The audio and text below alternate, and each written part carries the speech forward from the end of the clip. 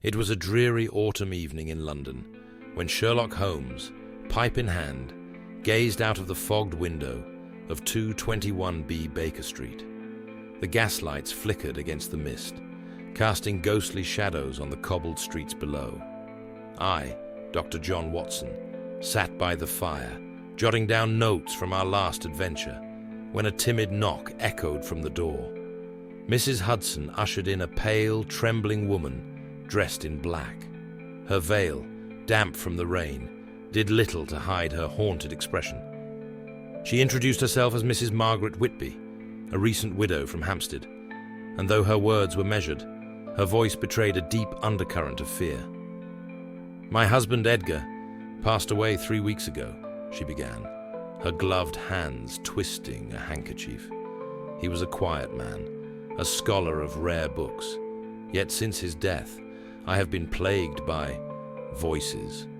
Holmes raised an eyebrow, his interest piqued. "Voices, Mrs. Whitby?" "Yes," she whispered. "Every night, at precisely midnight, I hear Edgar's voice calling my name from his study. But the room is locked, and the key is lost." Holmes leaned forward. "A locked room mystery, Watson. How delightful." That very night, Holmes and I accompanied Mrs. Whitby to her grand, though sombre, Victorian manor. The house stood at the edge of Hampstead Heath, its windows like unblinking eyes. Inside, the air was thick with the scent of old wood and candle wax. Holmes examined Edgar's study door. It was solid oak, the lock intricate and untouched. "No sign of tampering," he murmured. "Curious." As the clock struck midnight, a chilling voice filled the hallway. "Margaret! Margaret! Dot, dot, dot." The sound was unmistakably human, yet hollow, as though carried on a distant wind. Mrs. Whitby clutched my arm, her face as white as the moonlight spilling through the window.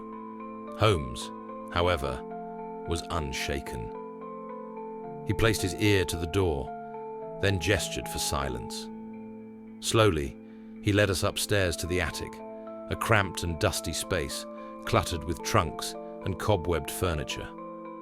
"There," he whispered, pointing to a loose floorboard. Beneath it lay a concealed mechanism connected to a gramophone.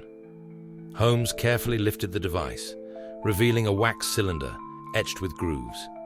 He played it, and the voice echoed again. "Margaret, Margaret, da-da-da." "A clever trick," Holmes said. "But the question remains, who placed it here, and why?"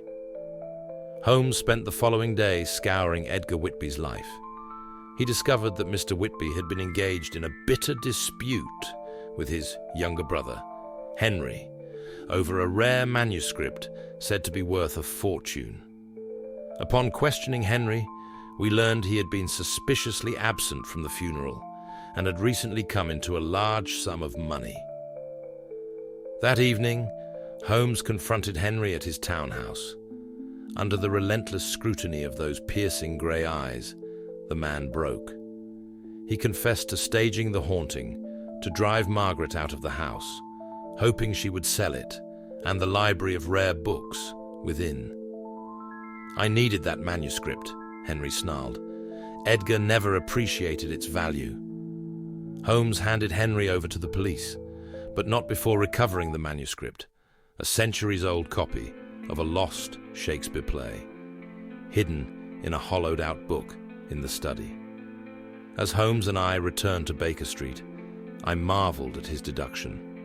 "How did you know it was Henry?" Holmes smiled faintly. "The details, Watson. Margaret mentioned the voice was always at midnight, a predictable schedule, perfect for a mechanical device.